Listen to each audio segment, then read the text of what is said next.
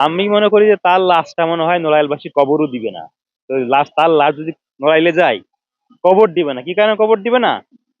যে যখন এই সরকার গণহত্যা চালাচ্ছিল, মাশরাফি তো ক্রিকেটের কারণে আমিও ভালোবাসতাম, আপনিও ভালোবাসতেন, সবাই ভালোবাসতো, কিন্তু যখন সে ফ্যাসিস্টের দালাল হয়ে গেছে, যখন আওয়ামী লীগের এই পেটোয়া বাহিনী নির্বিচারে বাংলাদেশের নিরীহ মানুষকে গুলি করে মেরে ফেলছিল, এই মাশরাফি এই সাকিবের সামাজিক যোগাযোগ মাধ্যমে ন্যূনতম আপনারা কোনো প্রতিবাদ দেখেছেন যে না এইটা অন্যায় হচ্ছে?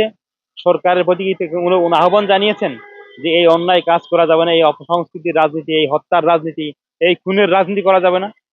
তারা কিন্তু বলেন, তারা কিন্তু মনে মনে এই ফ্যাসিস্টকে সমর্থন করেছেন। আমরা মনে করি মাশরাফির লাশ যদি নড়াইলে যায়ও, নড়াইলবাসী মাশরাফির লাশ প্রত্যাহার করবে। কারণ কি? সে ফ্যাসিস্টের দোসর ছিল। তার লাশ তো তার লাশ জনগণই তো দাফন করবে না, সে গেলেন না, যাওয়া না যাওয়ার কি আছে? আমরা এটা মনে করি আর কি। যে কোনো ছাত্র সংগঠন বা অঙ্গ সংগঠনের কমিটি গঠন প্রক্রিয়া একটি সাংগঠনিক প্রক্রিয়া। দলের সাংগঠনিক অভিভাবক যখন সিদ্ধান্ত নেবেন, তখনই আসলে ছাত্র সংগঠন, আমাদের ছাত্র দলের কমিটি হবে। আমরা আমাদের সাংগঠনিক অভিভাবক তারেক রহমানের সিদ্ধান্তের অপেক্ষায় আছি।